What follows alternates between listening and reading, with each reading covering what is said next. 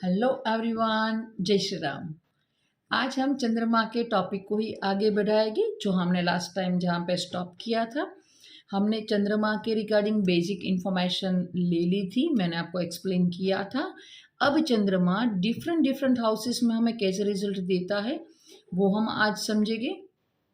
लेकिन देखो, सबसे पहले थोड़ा सा हम रिकैप कर ले कि चंद्रमा इमोशन का प्लानेट है, सबसे नज़दीक है पृथ्वी से, फास्ट मूविंग प्लानेट है, मदर को रिप्रेजेंट करता है, एब्जॉर्ब करने की जो कैपेसिटी है वो ज़्यादा है, हायर एनर्जी है वो स्टोर कर सकता है। और वो तो देखो आजकल भी है, क्योंकि देखो मेमोरी कार्ड है वो सिलिकॉन वैली में बनते हैं, सैंड से बनते हैं। लेकिन देखो सैंड भी उसका जो ओरिजिनल है राइट, वो आता तो वाटर से ही है राइट।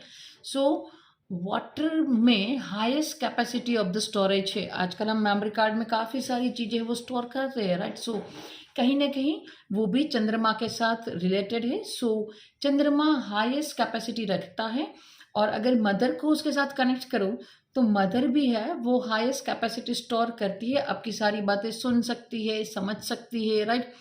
और कभी भी वो आपको मना नहीं करेगी, काफ़ी इमोशनल रहेगी आपकी ओर राइट। सो ये सारी बातें हैं चंद्रमा के साथ जुड़ी हुई। और जो एक साढ़े साथी टॉपिक होता है राइट, वो भी चंद्रमा के साथ जुड़ा हुआ है।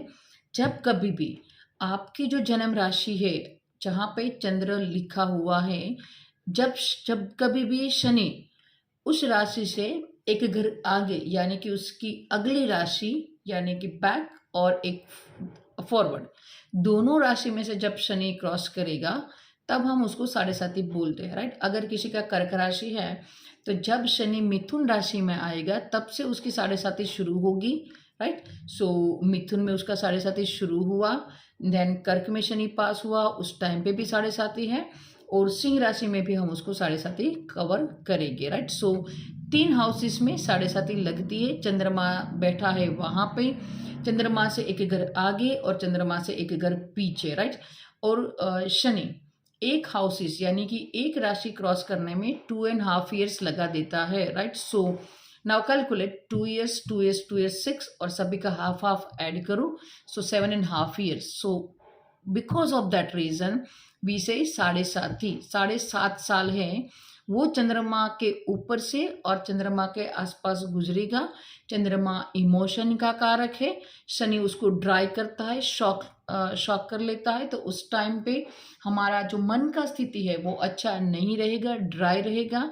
हम इमोशनल बिकॉज ऑफ द हमारे इमोशन हम परेशान रहेंगे। सो उसको हम साढ़े सात ही बोलते हैं। अगर आपका चंद्रमा अच्छी कंडीशन में है तो आप पे साढ़े सात ही उतना इम्पैक्ट नहीं डालेगा। अगर आपका चंद्रमा वीक है राइट, सो साढ़े साथी का जो इम्पैक्ट है वो आप पे ज़्यादा रहेगा। साढ़े साथी और कुछ नहीं है, आपके इमोशन के आसपास जब चंद्रमा निकलेगा तो आपका जो इमोशन है वो डिस्टर्ब होगा। अगर ऑलरेडी चंद्रमा डिस्टर्ब है, अब और सैटर्न डिस्टर्ब करने आए तो हमारा स्थिति काफ़ी बिगड़ जाएगा।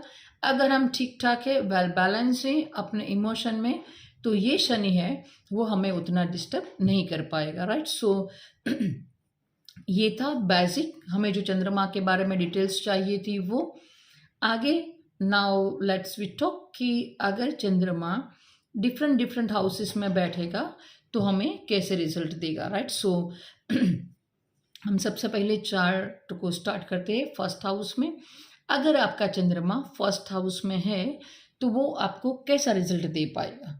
सो देखो, चंद्रमा मैंने उस टाइम पे भी स्टोरी में आपको बताया था कि चंद्रमा एक गुड लुकिंग राइट, तारा भी उससे अट्रैक्ट हो गई थी, अप्सरा भी अट्रैक्ट हो गई थी।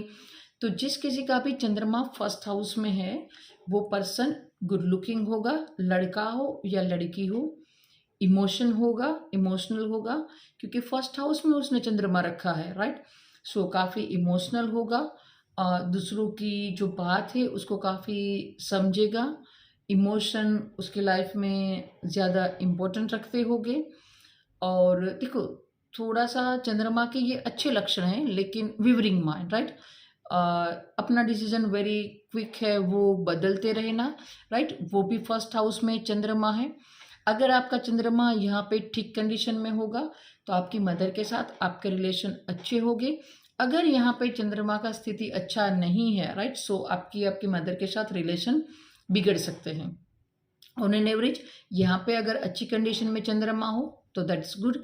यहाँ पे चंद्रमा अफ्लिक्टेड नहीं होना चाहिए। किसी का दृष्टि खराब, शनि का दृष्टि आ रहा हो, या तो वो जिस राशि में बैठा है वो कंफर्टेबल सिचुएशन नहीं है, तो यहाँ पे चंद्रमा खराब हो जाएगा और ये थोड़ा सा आपको लाइफ में डिस्टर्बेंस दे सकता है, क्योंकि फर्स्ट हाउस में बैठा प्लैनेट है वो थ्रू आउट द लाइफ आप पे इम्पैक्ट डालता है, राइट। सो ये था फर्स्ट हाउस। अगर वही चंद्रमा सेकंड हाउस में बैठ जाए, राइट, सो पहले भी मैंने आपको बात किया था कि चंद्रमा वहाँ पे ज़्यादा ध्यान देता है। सो सेकंड हाउस हमारे फूड का है, मनी का है। सो जिस किसी का भी चंद्रमा सेकंड हाउस में है वो खाने पे ज़्यादा ध्यान देगा। आज क्या खाना है, राइट, किस तरह से खाना बना है, मुझे कब चाहिए, ये सारी बातें उसके लिए इम्पोर्टेंट हो जाएगी। मनी भी उसके लिए इम्पोर्टेंट हो जाएगा। ये सारी बातें तो ठीक है, मान लो आपने खाने को इम्पोर्टेंस दे दिया, नॉट अ प्रॉब्लम। लेकिन देखो ये हमारे कैश ऑफ फ्लो का भी हाउस है। चंद्रमा अच्छी कंडीशन में है, फिर भी देखो अच्छी कंडीशन में होने के बावजूद भी चंद्रमा का जो कैरेक्टरिस्टिक था बढ़ना और घटना, राइट। सो आपका कैश ऑफ फ्लो है वो स्टेबल नहीं रहेगा। और या तो आप ऐसा ही करो कि आप ऐसे ही बिजनेस या जॉब में जाओ कि वहाँ पे मनी का अनसर्टेनिटी हो, यानी कि एक दिन अच्छा एक दिन बुरा जा सकता है। बिजनेस तो ऑलवेज वैसा ही रहेगा। अगर आप जॉब चूज़ करते हो तो भी मेक श्योर कि अगर वहाँ पे कमीशन वगैरह थोड़ा सा ये थम हो कि जो आपके कैश ऑफ फ्लो को अप एंड डाउन कर पाए, तो that's very good, right. So ये था सेकंड हाउस में चंद्रमा। यहाँ पे अगर आप किसी को लिक्विड कैश है, राइट, कैश है वो डोनेट कर पाओ तो ये अच्छा है, क्योंकि यहाँ पे बैठा चंद्रमा है। अगर आप किसी को डोनेट करना है तो कैश डोनेट करना है। ये यहाँ पे अगर आपका चंद्रमा खराब है तो ये रेमेडी आप कर सकते हो, right. Now move to the third house, right. अगर चंद्रमा थर्ड हाउस में है, थर्ड हाउस आपके सिबलिंग को रिप्रेजेंट करता है। अगर आपको चंद्रमा के अच्छे रिजल्ट चाहिए तो अपने सिबलिंग के साथ ऑलवेज अच्छे से बना के रखे, उसको खुश रखे, उसका ख्याल रखे, राइट। ऑटोमेटिक आपकी जो इमोशन है वो बैलेंस रहेगी। आपको हार्ड वर्क है वो अच्छा लगेगा, लेकिन ऐसा होगा कि एक दिन अच्छा लगा एक दिन अच्छा नहीं लगा, यानी कि आप अप्स एंड डाउन्स हैं वो वहाँ पे भी कैरी ऑन करते हैं। आपको शॉर्ट ट्रैवल है वो करना चाहिए, क्योंकि शॉर्ट ट्रैवल के हाउस में आपका चंद्रमा बैठा है। सो अगर आप एक घर में ही बंद रहकर काम करते हैं so you can not enjoy your life. अगर आप थोड़ा सा स्ट्रेस महसूस करते हैं तो आपको शॉर्ट ट्रैवल और पर्टिकुलर जहाँ पे पानी हो, राइट, वहाँ पे जाना चाहिए। अगर आप 2-3 दिन वहाँ पे घूम के आते हो सो यह एक बढ़िया वाला रेमेडी हो जाएगा आपके लिए, अगर आपका चंद्रमा थर्ड हाउस में है, राइट। अगर देखो चंद्रमा फोर्थ हाउस में आ जाए सो ये काफ़ी अच्छी बात है। देखो फोर्थ हाउस आपका मदर का है और अब आपने चंद्रमा भी वहाँ पे ही बिठा दिया है, कंफर्ट का हाउस है, राइट। यहाँ पे चंद्रमा काफ़ी अच्छा है। और एक चीज़ जो आप नोटिस कर पाइएगी कि अगर आपका चंद्रमा फोर्थ हाउस में है, या तो आपके कोई फैमिली मेम्बर्स या अपने फ्रेंड सर्कल में किसी का भी चंद्रमा फोर्थ हाउस में है, तो यू विल नोटिस कि इस बंदे को घर पे आराम करना अच्छा लगता है। वो यही सोचता है घर पे जाऊँगा आराम से सो जाऊँगा, राइट। सो ये ऑलवेज उसका एटीट्यूड रहेगा। वो शायद हो सकता है कि अपनी गाड़ियों को भी पर्टिकुलर नाम से पुकारे, राइट, क्योंकि उसका अटैचमेंट है वो घर से, गाड़ी से, अपनी मदर से काफ़ी ज़्यादा क्लोज बॉन्डिंग हो सकता है उसका। पर अगर यहाँ पे चंद्रमा अफ्लिक्टेड हो जाए, राइट, सो ये काफ़ी बुरी बात है, क्योंकि आपने फोर्थ हाउस यानी कि मदर को जो रिप्रेजेंट करता है उस हाउस को अफ्लिक्शन दे दिया और आपका चंद्रमा भी वहीं पे बैठा है। तो चंद्रमा जो मदर का कारक है, राइट, उसको भी अफ्लिक्शन दे दिया, तो ये ज़्यादा बुरी बात हो जाएगी, राइट। सो अफ्लिक्ट में आपका चंद्रमा नहीं होना चाहिए। अदरवाइज यहाँ पर बैठा चंद्रमा है वो काफ़ी अच्छा है, आप एंजॉय करेंगे और पर्टिकुलर अपने घर में अपनी नींद को, right. Now next move to the 5th house. अगर आपका चंद्रमा है वो 5th हाउस में बैठ गया है तो क्या होगा? देखो, 5th हाउस नेचुरली सूर्य का है, वहाँ पे सिंह राशि पड़ती है। अगर यहाँ पे आपने चंद्रमा को बिठा दिया तो ऑलरेडी अमावस्या हो गई, राइट। प्रैक्टिकली आप देखो, सूर्य का घर है, वहाँ पे ही चंद्रमा आ गया तो ये अमावस्या की स्थिति बन गई। तो ये एक अच्छी स्थिति नहीं है। आपके इमोशन है वो फ्रिक्वेंटली हर्ट होते रहेगी। रिलेशनशिप में आपको काफ़ी धोखे मिलते रहेंगे। हाँ, वहाँ से लेसन लर्न करने के बाद आपकी एक बेटर इम्प्रूवमेंट लाइफ हो सकती है, लेकिन यहाँ पे रिलेशन है वो काफ़ी ख़राब हो सकते हैं। आप काफ़ी बार ऐसा हो सकता है कि देखो, ये 5th हाउस है वो आपकी पढ़ाई का हाउस भी है, राइट। सो वहाँ पे चंद्रमा है तो आप पहले ये पढ़ाई किया, बाद में वो पढ़ाई किया, और यहाँ से 5th हाउस से ही चंद्रमा आपके 11th हाउस को देखेगा, राइट। सो काफ़ी बार ये भी मैंने पाया है कि आपने पढ़ाई कुछ और किया, फिर जो इनकम का फ्लो है, राइट, आपका कैश ऑफ फ्लो है वो भी अलग फील्ड से आ रहा है। यानी कि पढ़ाई कुछ और किया, जॉब कुछ और किया, पढ़ाई कुछ और किया, या बिजनेस कुछ और किया। इस तरह के जो ट्रांसफॉर्मेशन है वो भी 5th हाउस में बैठा चंद्रमा आपको दे सकता है, राइट। सो हमने 1st to 5th हाउस में चंद्रमा बैठने से क्या कंडीशन है वो हमने डिस्कस किया। नेक्स्ट है हमारा 6th हाउस में बैठा चंद्रमा। देखो, 6th हाउस में चंद्रमा बैठा है, ऑलरेडी हम 6, 8, 12 का चंद्रमा अच्छा नहीं मानते हैं। क्यों? देखो, ये हाउस है हमारा रोग, ऋण, रिपू का, राइट। सो यहाँ पे आपने चंद्रमा बिठा दिया तो ऑलवेज आप किसी से उधार लेंगे और फिर आपकी जो मेंटल बैलेंस है, राइट, उसको इम्बैलेंस कर देंगे, आप टेंशन में रहेंगे।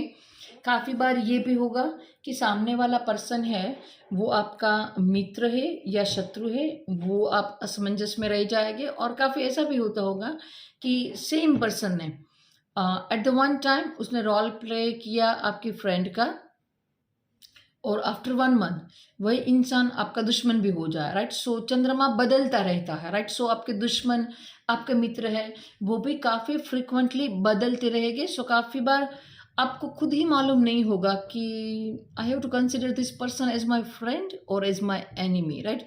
सो ये यहाँ पे रहेगा। आपके किसी के साथ completely each and every time अच्छे रिलेशन नहीं रहेंगे।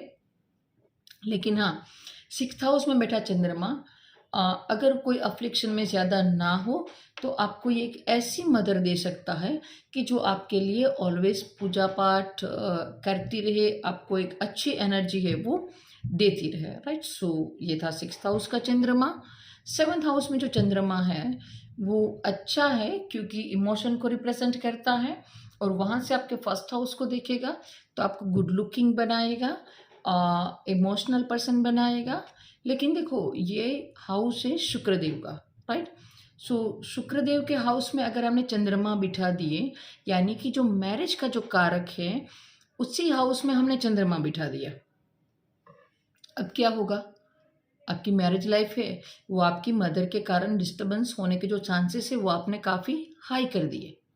आपका स्माइल अच्छा होगा, आप पर्सन दिखने में अच्छे होंगे, ये सारी बातें हैं, लेकिन आपके मैरिज को है वो थोड़ा सा बिगाड़ देगा because of the mother and wife के इमोशन है, और या तो ये भी हो सकता है कि बिकॉज ऑफ द मदर और हस्बैंड, राइट। सो ये दोनों चीज़ें यहाँ पे कनेक्ट होने के कारण ये मैरिज के मामले में बुरा है, अदरवाइज ये कॉम्बिनेशन भी अच्छा है। नाउ अगेन 8th हाउस, हमने बोला था 6th, 8th और 12th का जो चंद्रमा है वो हम अच्छा नहीं कंसिडर करते हैं। 8th हाउस वैसे भी स्कॉर्पियो साइन है, वहाँ पे चंद्रमा डेबिलिटेटेड हो जाता है। सो यहाँ बैठा पर्सन है, राइट, उसके इमोशन है वो उतनी अच्छी तरीके से रख नहीं पाता है या सामने वाला अंडरस्टैंड नहीं कर पाता है, तो ये यहाँ पर प्रॉब्लम आती है ऑलवेज। और हमने पहले ही बोला था कि अगर हमारे इमोशन को समझने वाला कोई नहीं है, या तो हम अपने इमोशन अच्छे से नहीं रख पाते हैं, तो ये हमें through out the life problem करेगा और हम हमारी लाइफ है उसको एंजॉय नहीं कर पाएंगे। हमारी मदर के साथ भी हमारे रिलेशन है वो अच्छे नहीं रहेंगे। अगर यहाँ पे आप किसी रिसर्च वर्क में जुड़ जाते हो, राइट, साइंटिस्ट हो, तो फिर ये कॉम्बिनेशन अच्छा हो जाता है, क्योंकि आपका मन है वो डीप थिंकिंग, डीप नॉलेज है उसमें बना रहेगा। सो यहाँ पे अगर आप डीप रिसर्च में हो तो ये कॉम्बिनेशन अच्छा है, अदरवाइज ये कॉम्बिनेशन अच्छा नहीं मान सकते हैं। Now next, 9th house. अगर 9th हाउस में आपका चंद्रमा है तो ये हम फादर का हाउस बोलते हैं। तो आपके फादर ही वो थोड़े से इमोशनल हो सकते हैं। मोस्टली हम क्या बोलते हैं कि मदर इमोशन है, फादर है वो थोड़े से स्ट्रिक्ट होते हैं। लेकिन अगर किसी का चंद्रमा 9th हाउस में है तो उसके फादर है वो इमोशनल हो सकते हैं। जो पर्सन है वो खुद रिलीजियस हो सकता है। उसके लिए अक्सर किसी भी जो रिलीजियस में भी पर्टिकुलर कोई देवी है उसका डेली पूजन करना है, वो उसके लिए काफ़ी बेनिफिशियल है। अगर यहाँ पे चंद्रमा खराब है और वो कोई रेमेडी करना चाहे तो किसी को यात्रा के लिए, कोई 4 धाम यात्रा जाना चाहता है और उसे मनी का प्रॉब्लम है तो आप उसको मनी डोनेट कर सकते हैं। आप खुद किसी रिलीजियस प्लेस की टूर पे चले जाए, ये भी काफ़ी अच्छा रेमेडी है आपके लिए। सो यहाँ पे बैठा चंद्रमा भी काफ़ी अच्छा है। आपकी मदर है वो ऑलवेज आपके लिए लकी रहेगी, आपकी सपोर्टिव फैक्टर रहेगी। सो 9th हाउस में बैठा चंद्रमा ऑन एन एवरेज अच्छा है, और उसमें भी पर्टिकुलर आप अपनी मदर की ब्लेसिंग लेते रहो, और किसी भी रिलीजियस जो देवी है, राइट, उसका अगर आप पूजा अर्चना करते रहो, विजिट करते रहो उस टेम्पल की, तो ये आपके लिए सबसे अच्छा रेमेडी है। Now next, move to the 10th house, right. So देखो 10th हाउस में बैठा चंद्रमा थोड़ा सा हम खराब समझेंगे। क्यों? क्योंकि देखो यहाँ पे 4th हाउस में चंद्रमा दिग्बली होता है, यहाँ पे उसने डायरेक्शनल स्ट्रेंथ है वो खो दिया है। और वैसे भी देखो वो हमारे बिजनेस का, हमारे कर्म का हाउस है, ऑलवेज वो हमारे लिए इम्पोर्टेंट है। और देखो आज के टाइम में हम अपने बिजनेस में तो स्टेबिलिटी चाहेंगे, राइट। अब वहाँ पे ही हमने चंद्रमा ला दिया तो ऑलरेडी एक इंस्टेबिलिटी है, राइट, काफ़ी उसमें उतार चढ़ाव है, और काफ़ी जो बदलाव वाला जो प्लानिट है वो वहाँ पे हमने रख दिया। अगर ये अच्छी कंडीशन में होगा तो आप खुद बदलाव चाहोगे, लाइक दैट कि आपने एक जॉब से दूसरे जॉब है उसमें ट्रांसफ़र किया, लेकिन खुद की मर्जी से किया। वहाँ पे हमें अच्छा पगार मिल रहा था, प्रमोशन मिल रही थी, मुझे अच्छा लगा सिटी चेंज करना, तो मैंने किया। अगर यहाँ पे चंद्रमा खराब है तो आप नहीं चाहते हैं, फिर भी फ्रिक्वेंटली आपका जॉब चेंज होता है। अगर आप गवर्नमेंट जॉब में हो तो भी आपकी मर्जी के अगेंस्ट, राइट, आपका जो ट्रांसफ़र है वो होगा। ट्रांसफ़र तो होगा ही, चंद्रमा यहाँ पे है, ट्रांसफ़र होना ही है, चाहे आप जॉब में हो चाहे आप बिजनेस में हो, राइट। ट्रांसफॉर्मेशन तो हमेशा बना ही रहेगा। अच्छा है तो आप अपनी मर्जी से करेंगे, बुरा है तो आपको कोई फोर्सफुली कंडीशन अप्लाई होगा और आपको यहाँ पे ट्रांसफॉर्म करना होगा। किसी एक जो वर्किंग प्लेस है उसमें आप नहीं रह सकते हैं। काफ़ी बार ऐसा मैंने देखा है कि आप मेडिकल फील्ड है उसके साथ भी कनेक्ट कर पाते हो यहाँ से। सो ये था 10th हाउस का चंद्रमा। अगर अच्छा है तो यहाँ पे गुड है, अदरवाइज ये चंद्रमा है वो आपको वर्किंग प्लेस पे दिक्कत दे सकता है। और राइट नाउ वर्किंग प्लेस हमारे लिए काफ़ी इम्पोर्टेंट है, तो ये हाउस में चंद्रमा ना हो तो काफ़ी अच्छा है, अगर हो तो अफ्लिक्टेड नहीं होना चाहिए, right. So now next 11th house. देखो 11th हाउस 6 से 6 है, छठे से छठा घर है 11th हाउस, राइट। सो यहाँ बैठा चंद्रमा लिटिल बिट ये इंडिकेशन देता है कि आपकी मदर है वो थोड़ी सी परेशान, बीमार, ये सारे रहने के चांसेस है वो ज़्यादा है। अगर अच्छा चंद्रमा है तो आपके दोस्त अच्छे होंगे। अगेन 10th हाउस की लाइक दैट 10th हाउस, अगर चंद्रमा खराब होगा तो आपके दोस्त अच्छे नहीं होंगे।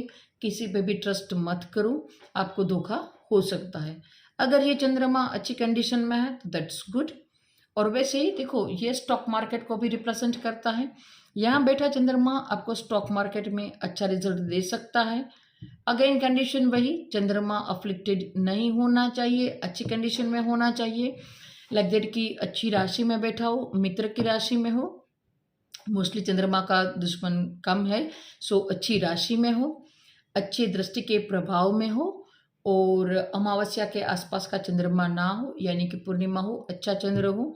सो यहाँ पे हम चंद्रमा को बेनिफिट लेके तब आप स्टॉक मार्केट में जाके अच्छा गेन कर सकते हो, क्योंकि स्टॉक मार्केट क्या है, सडन गेन है, राइट। सो यहाँ पे बैठा चंद्रमा अच्छी कंडीशन में हो तो आपको स्टॉक मार्केट, शेयर मार्केट का जो नॉलेज है वो ज़्यादा होगा और आप उसको अच्छे से यूज़ कर पाएंगे।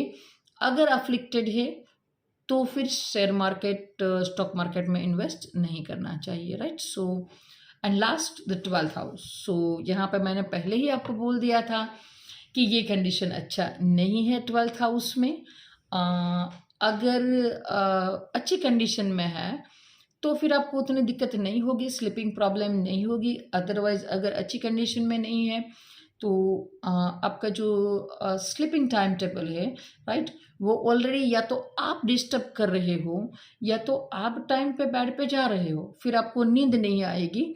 ये जो समस्या है ये होती, और मदर के साथ भी आपके जो रिलेशन है वो ख़राब कर सकते हैं। और शायद हो सकता है कि आपकी मदर है वो भी थोड़ी सी टेंशन में रहे, आपके इमोशन को कोई ना समझे, ये वाली स्थिति भी हो सकती है। अफ्लिक्टेड है तो ये प्रॉब्लम ज़्यादा बढ़ जाएगी, क्योंकि ऑलरेडी आपने अपने चंद्रमा को 12th हाउस में रख दिया है, राइट। सो आपके इमोशन का व्यय हो गया, 12th हाउस व्यय का है, राइट। सो आपके इमोशन को कोई नहीं समझेगा, आपको काफ़ी एक ड्रॉबैक हो सकता है आपकी लाइफ में बिकॉज ऑफ द इमोशन। उसके बाद आप उससे रिकवर करके आगे निकल जाओगे, लेकिन एक बार आपके इमोशन है वो हर्ट होने की जो चांसेस है वो यहाँ पर बैठा चंद्रमा काफ़ी बना देगा, राइट। सो ये जो हमने बेसिक देखा था चंद्रमा डिफरेंट डिफरेंट हाउसेस में बैठने के क्या रिजल्ट होते हैं, ये सबसे ज़्यादा ज़रूरी है चंद्रमा, क्योंकि ये हमारे इमोशन को, हमारे मन को दर्शाता है, राइट। अगर हमारा मन हैप्पी है, खुश है, अच्छी कंडीशन में है तो हम सारी चीज़ें एंजॉय कर पाएंगे। और उतना ही नहीं, अगर डिफरेंट कंडीशन है, लाइक दैट की कंडीशन हमारे अगेंस्ट है, तब भी उसके सामने जाके उसी कंडीशन में सरवाइव करना और वहाँ से बेहतर कंडीशन में जाना, अगर अच्छा चंद्रमा है तो पॉसिबल है। अदरवाइज जो हम डिप्रेशन है, राइट, सो काफ़ी सारे लोग हैं वो डिप्रेशन का मेडिसिन लेते हैं और राइट नाउ तो ये काफ़ी बढ़ गया है। सो अगर आपका चंद्रमा अफ्लिक्टेड है, चंद्र केतु का ग्रहण योग है, राइट, सो काफ़ी बार मैंने ये देखा है कि चंद्र केतु साथ में बैठ जाए तो आपको मेडिसिन का रिक्वायरमेंट रहेगा आपके मानसिक बैलेंस के लिए। और मैंने ये पाया है कि वो लोग मेडिसिन लेते भी हैं।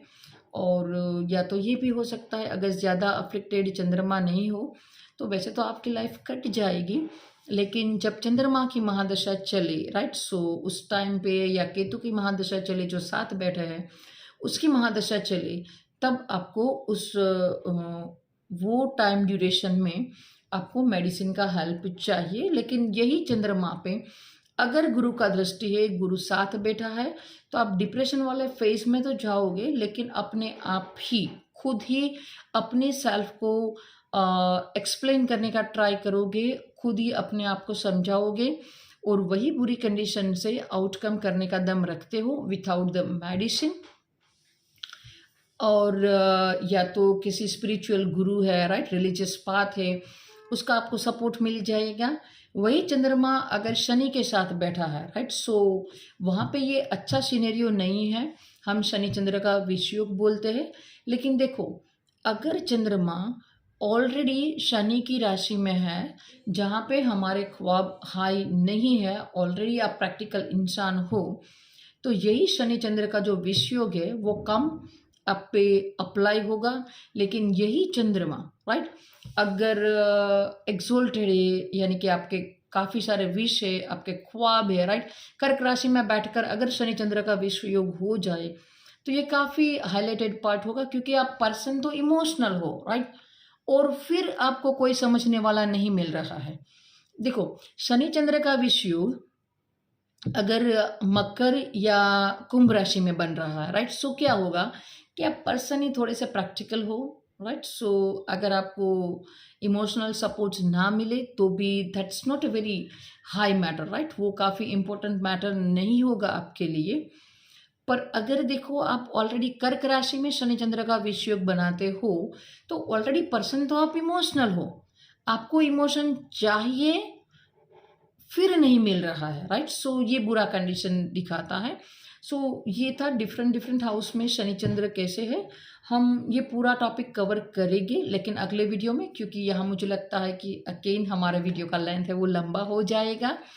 सो हम नेक्स्ट टाइम ये कवर करेंगे कि शनि डिफरेंट डिफरेंट प्लैनेट के साथ बैठने से कैसे रिजल्ट देता है और कहाँ पे उसका रिजल्ट हमें ज़्यादा देखने मिलेगा, कहाँ पे कम देखने मिलेगा, राइट। सो वेल गाइस, ये था मेरा एनालिसिस, चंद्रमा डिफरेंट डिफरेंट हाउसेस में बैठने से कैसा रिजल्ट देगा।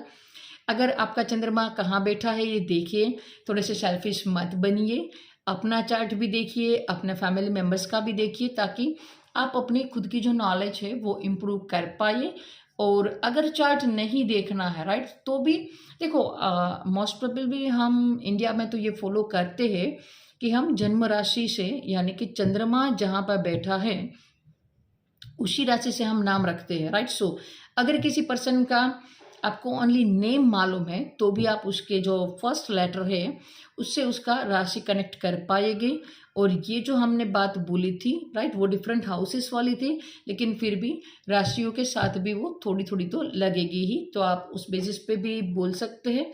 और अगर आपके पास उसका बर्थ डिटेल्स है, आपके फैमिली मेम्बर्स का, आपके फ्रेंड्स का, तो अलग अलग कुंडली पे ये अप्लाई कीजिए, ये 100% कनेक्ट करेगा, राइट। सो आप मुझे कमेंट में बताइएगा कि ये कनेक्ट कर रहा है कि नहीं। सो ये था मेरा analysis, I hope you enjoy. So next time हम चंद्रमा के साथ डिफरेंट डिफरेंट ग्रह की ज्योति को डिस्कस करेंगे, राइट। सो इस वीडियो को यहाँ तक रखते हैं, I hope you enjoy, right. So good bye, जय श्री राम।